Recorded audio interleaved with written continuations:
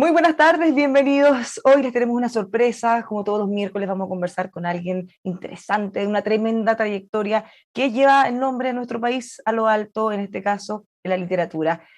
Hoy nos acompaña Isabel Allende, escritora chilena destacadísima. Ya se cumplen 40 años de libro, la novela que lo llevó a la fama, y ya ha vendido más de 70 millones de copias de libro en todo el mundo, más de 42 idiomas, ha sido traducido también. Tremenda trayectoria. ¿Cómo está, Isabel? Muy buenas tardes. Hola Bárbara, muy bien, gracias. Aquí en California. Bueno, estamos reunidas en el contexto, por supuesto queremos conocer más de su trayectoria, cómo ha ido cambiando, cómo ha vivido también la pandemia. Y a propósito de el último libro que yo tengo el privilegio de tener, antes que todo, por lo menos en nuestro país, vamos a estar comentando de esta obra, su última obra. Gracias.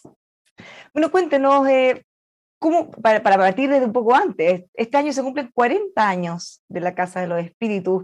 ¿Cómo fue ese cambio tan grande, el salto tremendo que le dio también fama internacional? Casualidad, buena suerte, oportunidad. El libro salió en un momento importante, salió cuando todavía estaba en el aire el boom de la literatura latinoamericana. Claro, eso eran todos hombres, pero ahí estaba. Había interés por la literatura y por el continente. Era también una época en que Chile estaba en el mapa porque había habido el golpe militar, la dictadura, la muerte de Allende, y eso puso a Chile en el mapa y había interés en eso. Y se dijo que era una voz femenina que venía de América Latina. Yo creo que todo eso contribuyó. Y tuve muy buenos editores, muy buena gente, que era Carmen Balcells. Y yo creo que suerte también. Pensé en ese momento que era una especie de regalo del cielo que no se iba a repetir. Pero ya llevo 40 años escribiendo y con el tiempo y de a poco me fui dando cuenta de que me puedo ganar la vida escribiendo.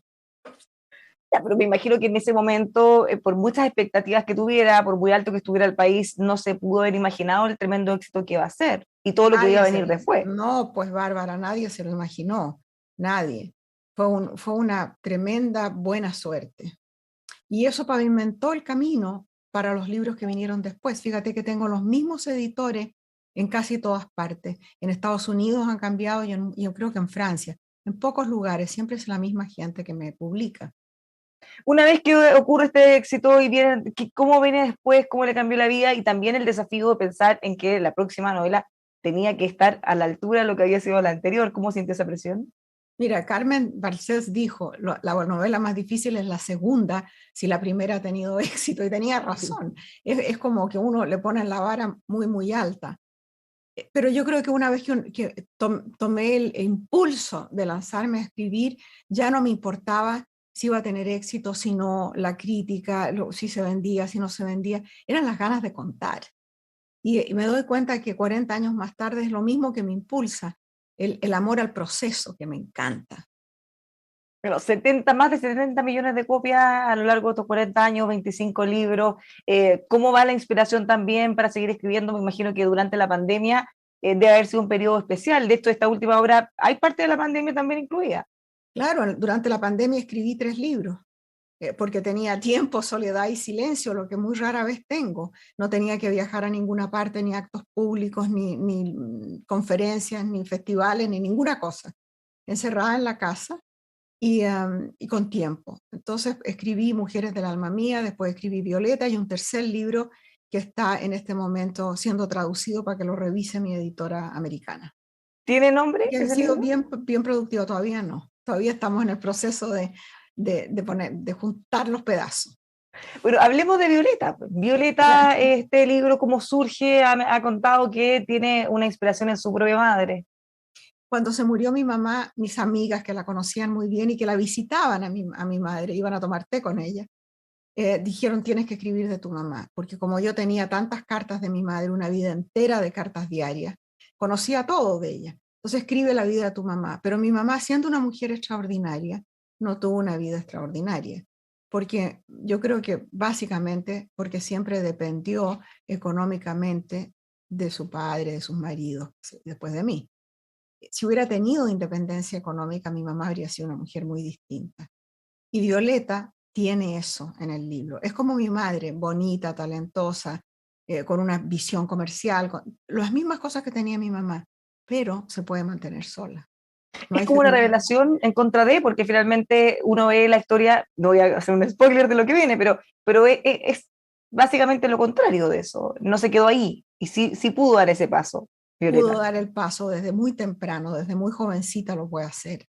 Y le toca vivir 100 años muy interesantes. La historia del siglo XX es muy interesante. Nace poquito después de la Primera Guerra Mundial. Le toca la depresión económica, después le toca la Segunda Guerra Mundial, después todas las décadas de golpes militares y de dictaduras y de represión que hubo en América Latina. Le toca incluso las mafias en Cuba, antes, en tiempos de Batista, le toca todo. Y fue muy entretenido escribir sobre eso porque yo también fui testigo de parte de esa trayectoria también. Cuánto de Violeta hay en Isabel o cuánto de Isabel Allende hay en Violeta? Porque usted dice que es su madre, pero quizá se puede acercar más a su propia vida. Muchas de las cosas que dice ella son mías. Yo no me había dado cuenta de eso porque yo creo que uno escribe por instinto y no se da cuenta de cuánto pone de uno mismo, pero acabo de tener una entrevista por radio con una estupenda periodista española y ella me leía algunas frases del libro. Me dice, este eres tú, me dijo, esta no es tu mamá hablando, este eres tú, yo te he oído decir esto. Y en el fondo es verdad, uno pone la experiencia propia, la memoria. Por supuesto le robo vidas a otra gente, pero hay mucho de lo personal. Bueno, usted siempre se ha declarado feminista desde los inicios. ¿Cómo ha visto que ha ido evolucionando, ya sea en su propio personaje, como en la misma sociedad? Porque en este caso, por ejemplo, da una vuelta por 100 años, los tiempos han cambiado mucho. Claro, cuando ella nace, las mujeres no tenían ni siquiera derecho a voto, no tenían patria potestad de los hijos, no había divorcio, no había nada, pues. Y todo eso se fue adquiriendo en el siglo. Y ahora hemos llegado a un punto en que hay una nueva ola de feministas jóvenes que ni siquiera pueden imaginar lo que era la vida hace 50 años atrás. Por ejemplo, antes que se inventara la píldora. Nada más que el invento de la píldora le dio un auge y una energía a los movimientos de mujeres que no se llamaban feministas en aquella época. Les dio un tremendo auge porque le dio por primera vez a la mujer la posibilidad de controlar su fertilidad y de salir a trabajar a la calle. ¿Y eso cómo se ha ido reflejando en su libro? ¿Cómo ve usted que evoluciona con sus personajes también? Bueno, el personaje de Violeta evoluciona etapa por etapa y como vive tan largo, alcanza a ver mucho y alcanza a cambiar, porque ella nace en una clase social, una burguesía acomodada, eh, que en Chile llamamos clase alta y Chile es un país muy clasista, una familia conservadora, católica, que lo pierden todo en la depresión y van a parar al sur del sur. Ahora, Chile nunca está mencionado en el libro. Se supone que es Chile como en la Casa de los Espíritus, pero no está mencionado. ¿Por qué? Porque eso me da a mí la libertad, digamos, la licencia literaria de mover cosas un poco, por ejemplo, qué sé yo, que el terremoto no ocurre ese año, sino el año siguiente, y cambiando los nombres de las provincias o de las ciudades, me permite también mover a mis personajes con más libertad. Pero cualquiera puede pensar que es o Argentina, o Chile, Uruguay, tal vez Perú. Pero de hecho, yo a medida que lo iba leyendo, que tuve el privilegio de leerlo, y bueno, lo gocé en realidad, es muy, muy entretenido, pero al principio me pasaba eso, trataba de decir, pero ¿dónde es esto? Y trataba de buscarlo geográficamente, Claro, hasta que ya hay descubrí gente que que me ha no. llamado con un mapa en la mano y me dicen que no pueden ubicar a Nahuel. Y decía, a ver, se ve que tengo un problema tan ignorante, ¿cómo no encuentro esta ciudad? Después ya descubrí que no había sido así. De hecho, estuve mirando en su página, hay una sección de preguntas frecuentes, y alguna de las preguntas que me llamó la atención es muy divertido. Gente que le pregunta detalles de algún libro. ¿Qué le dijo tal persona a tal? ¿Le pasa mucho? Porque hay cosas No, que quedan para también. la imaginación del lector. Y me llegan muchos correos de gente que quiere otro final. Que me dice, a mí no me gustó el final de esa novela. ¿Por qué no se casaron? ¿O por qué lo mató tan temprano a ese señor? A mí me gustaba. Es como si fueran gente de verdad. Bueno, Eso es pero lindo, que puedan leer el libro con esa inocencia, con esa libertad, me parece precioso. bueno, también otras personas que señalaban o tenían o dicen tener muy buenas ideas para crear sus propios libros y que de alguna manera la quieren influenciar. ¿Cómo lo logra usted? ¿Cómo se inspira para ver qué historia va a escribir ahora, con qué personaje, de qué tema, en qué ciudad, país, sí, época?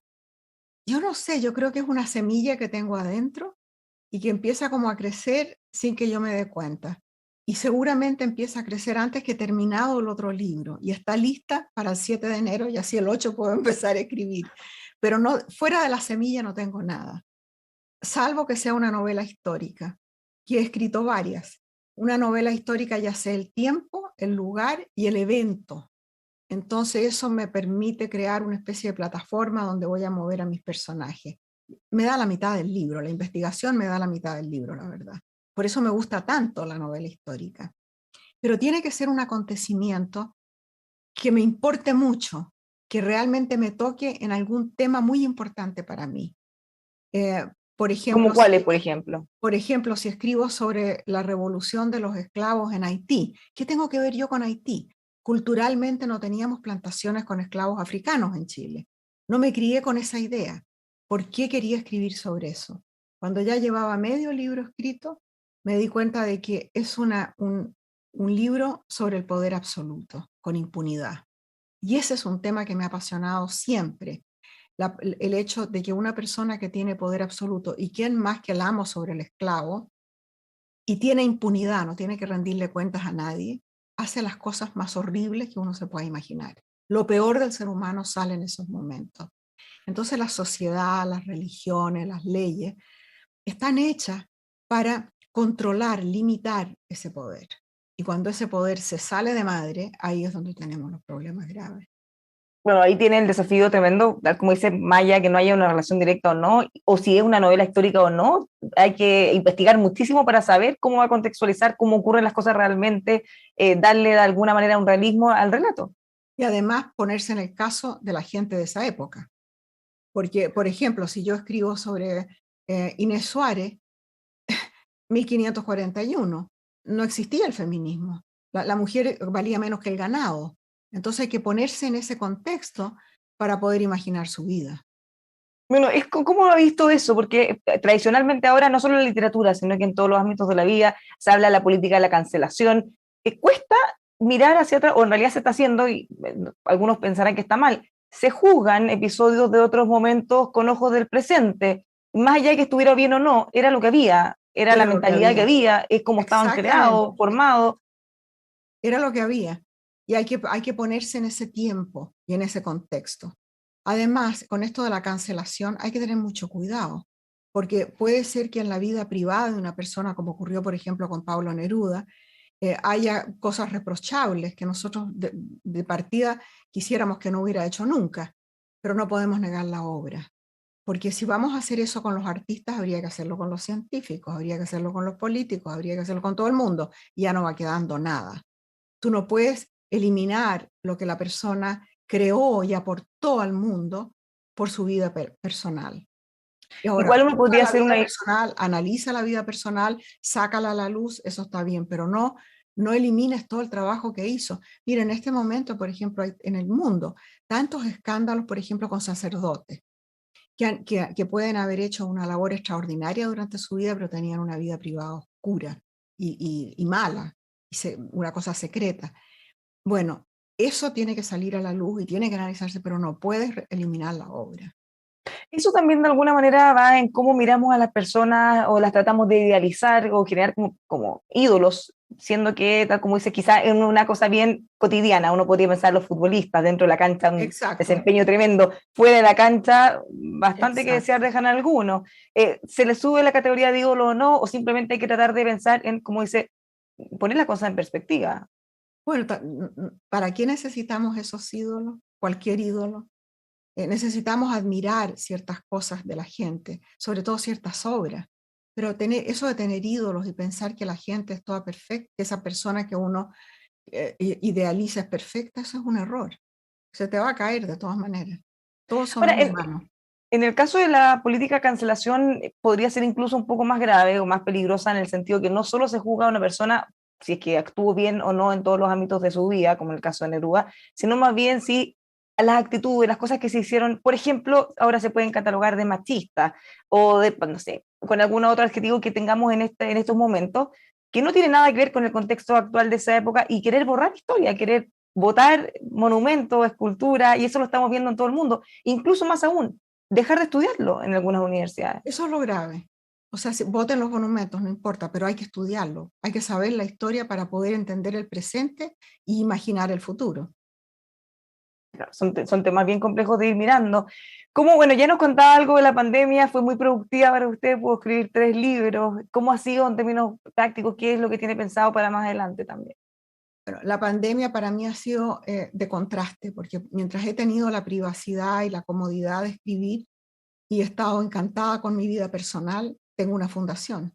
Y a través de la fundación he visto cómo está sufriendo la gente y cómo están sufriendo sobre todo las mujeres, que fueron las primeras en perder el trabajo, serán las últimas en recuperarlo, encerradas en la casa, dándole escolaridad a los niños y a menudo pobres porque perdieron ingresos y con un compañero que está frustrado y bebiendo demasiado. Y ahí, mira, ha habido un aumento, pero espantoso de la violencia doméstica en todas partes por la pandemia. Entonces, eso es grave. Y muchas otras cosas que han resultado, ahora no se sabe qué consecuencias va a tener para los niños el no haber ido a la escuela, al colegio. Entonces, no ha sido fácil, sabemos las dificultades que han habido globalmente. Además, en este país, en los Estados Unidos, la vacuna se convirtió en un tema político, la máscara y la vacuna. Entonces, 40% de los americanos creen que no es necesario vacunarse. Bueno, imagínate cómo está, anda el virus sembrando muerte nomás, pues. Bueno, esa fundación surgió después de un episodio muy doloroso de su vida, el fallecimiento de su Surgió hija. después de la muerte de la Paula, sí. ¿Cómo le cambió la vida también eso y cómo lo logró canalizar en esta fundación que de alguna manera hace un aporte también para tantas mujeres? Bueno, la ausencia de Paula nada la puede mitigar, pero el haber creado la fundación me permite tenerla muy presente también. La tengo presente también por otras razones, pero cada cheque que firmo lo firma ella. Y en el fondo la fundación continúa con lo que ella hizo durante su corta vida, que siempre trabajó como voluntaria con mujeres y con gente, con niños también de alto riesgo. Y eso es lo que hacemos. Llevan muchos años ya en esta fundación. Muchos años, llevamos ya, yo creo que lo menos 25 ya, y muchos programas que han resultado bien. Mira, la fundación la maneja mi nuera y mi hijo. Y a menudo me encuentro a fin de año, cuando sacamos las cuentas de todo lo que se ha hecho, lo que falta por hacer. Yo le digo a Lori, oye Lori, esto es como una gota de agua en un desierto de necesidad. Mira todo lo que hay que hacer y no nos alcanza la plata para tanto. Y Lori siempre me dice, no, no, no pienses en lo que no has hecho, piensa en lo que se ha hecho. Piensa en cada caso, en cada historia, en cada persona que pudo salir de una situación desesperada. En eso hay que pensar. Es difícil Bueno, a veces. si uno pensara en la gota en el desierto, probablemente nadie haría nada entonces. Ese es lo que dice Lori, que eso nos tienta a la indiferencia, que es un pecado capital la indiferencia. ¿Cuál es, de todos los libros que ha escrito, cuál ha sido el que más la ha marcado o el que le ha generado, sí, ya sea una dificultad mayor en escribirlo o mayor satisfacción después al tenerlo terminado? Es difícil, yo sé esta pregunta, incluso a veces cuando se lo preguntamos a artistas o cantantes, dicen, es imposible elegir, pero hay muchas veces algunos que marcan en forma distinta a los artistas. Bueno, yo diría que el libro más importante para mí fue La Casa de los Espíritus porque me convirtió en escritora, me dio una voz, me cambió la vida completamente y allanó el terreno para los libros que vinieron después. Pero el libro que ha tenido más respuesta de los lectores y sigue teniéndola hasta ahora es Paula, que me llegan correos muchos a la semana y han pasado 30 años de la muerte de mi hija. Entonces el hecho de que el espíritu de ella ande por ahí tocando lectores, para mí es importante. Pero la mayor parte de las cartas que me llegan son de gente que tiene alguna pérdida grave en este momento y, por ejemplo, leyó el libro hace años y ahora lo recuerda, o hay una amiga que está pasando por la muerte de alguien y entonces quiere que le mande yo un mensaje. Siempre es una pérdida, un dolor. Entonces, esa comunidad en el dolor que se ha establecido a través de los años por ese libro ha sido un consuelo inmenso para mí. ¿Cómo ha ido viendo también a lo largo de estos 40 años la evolución de la industria en cuanto a todo, al trabajo, a la dificultad o no, al trabajo en equipo para hacerlo, publicar, y por supuesto la piratería, que ya es bastante más sofisticada de lo que conocíamos hace hartos años en que se replicaba un libro, se vendía a la vereda, eso continúa, pero hay muchas otras formas también de poder acceder De a los libros. piratear. Bueno, la industria del libro ha cambiado muchísimo. Primero son grandes conglomerados que se han ido tragando a los editores pequeños y eso les permite a ellos manejar la cosa como quieren. Em, pero ha habido una cosa bien interesante que ha pasado en los años que yo llevo escribiendo, y es que hay una incorporación masiva de las mujeres a la publicación, al mundo editorial. No solamente en la industria editorial hay más mujeres que hombres editando y publicando y qué sé yo, sino que muchísimas mujeres escribiendo que ahora son publicadas y que tienen buena distribución y que son estudiadas en universidades. En este momento hay lo que se llama el boom de la literatura femenina en América Latina, que son un montón de mujeres jóvenes atrevidas, audaces, que están escribiendo unos libros fantásticos en un idioma y con unas imágenes que ya increíbles de fuertes. Y yo creo que eso es extraordinario, es un fenómeno nuevo, y ahora hay mucho más espacio para ellas, porque los editores se dieron cuenta que más mujeres que hombres leen ficción y compran ficción. Entonces hay un mercado ahí que tenían olvidado con el cuento del boom puros hombres, y ahora tenemos muchísimas mujeres escribiendo y jóvenes. Y respecto al otro tema, el tema de cómo evoluciona la piratería también, o el tener que el vender, mantenerse ahora en estos tiempos híbridos tan extraños en que, por ejemplo, tenemos plataformas o la misma incorporación de estas tabletas o los libros digitales, también me imagino que debe marcar alguna diferencia antes. No sé en la piratería cuánto de eso afecta. Siempre hay piratería, de todas maneras. Eh, yo soy muy partidaria del libro digital y del audiolibro, porque no todo el mundo puede comprar un libro y no todo el mundo puede leerlo. Nada más que cargar con el libro en la mano es un problema. Y mucha gente ni siquiera puede verlo, así que ahí están los audiolibros. Yo tengo un Kindle y antes, cuando viajaba, que tenía que hacer las giras de libro, llevaba 40 libros en el Kindle, que no los podría llevar en la maleta. Además tienes la letra grande, tienes luz, puedes leer en un avión. Todo eso te lo facilita la tableta. ¿Y por qué negarlo? A mí me parece estupendo que exista ese recurso. Y yo creo que a la larga va a reemplazar al libro. Igual existe el romanticismo de tocar el libro, de mirarlo, Por leerlo. ahora, ¿Ah? pero un día, por ahora, tus nietos van a considerar el libro como los pergaminos medievales, una cosa que la van a tener algunos coleccionistas. No va a existir el libro. O tal Claro, vez un implante así como chiquito los en la cabeza. CD, los cassettes, eso ya prácticamente nadie tiene. Uno tiene todo en Nadie, una plataforma nadie, online. nadie lo tienes en el teléfono. Claro, lo que pasa es que lo que hemos vivido en esa época a veces cuesta más desprenderse, pero tal como dice, para los más jóvenes van a nacer así. Tenemos alguna pregunta de auditores que nos están mirando. Nelson Benavides dice, ¿se ha tratado o ha pensado en escribir otro tipo de novelas o libros, por ejemplo, terror o fantasía? No, no he pensado en esos géneros. Escribí tres libros de fantasía, que son una trilogía juvenil. Y me costó tantísimo, fue un esfuerzo tremendo, porque la idea de que el mundo es muy misterioso, que hay cosas mágicas que suceden, se me da natural, porque me pasa cada rato, pero la fantasía pura no tiene ningún asidero en la realidad, y eso me cuesta mucho. Me encanta la ciencia ficción, pero no me encuentro capaz de imaginar algo de ciencia ficción tampoco. Y escribí una novela policial, una única, y me divertí enormemente escribiéndola, pero la novela policial tiene normas muy estrictas que hay que ceñirse a ellas. Es un juego entre el lector y el autor, a ver quién gana. El autor tiene que presentar el caso con todas las claves, pero escondidas. Y el lector tiene que adivinar las claves. Si el lector adivina quién es el asesino, gana. Si no, gano yo. Es Claro, un pero la juego. gracia es adivinarlo cuando ya esté terminando el libro, para que sea, Claro. para mantener la emoción hasta el final. O leer el final primero. Ahí muere toda la magia. Tenemos otra pregunta de Alejandra Marín. Ella dice, ¿qué piensa usted respecto a las personas mayores? ¿Se tienen que quedar en la casa o un asilo o más bien poder seguir aportando en la sociedad siempre sin importar su género, orientación, condición social, menos su edad? Mira, vivimos en una cultura, en un mundo en el cual se valora el éxito, la juventud y la belleza. Y quienes no calzan en ese molde tienen dificultad. Mientras más te alejas del molde, más dificultad tienes.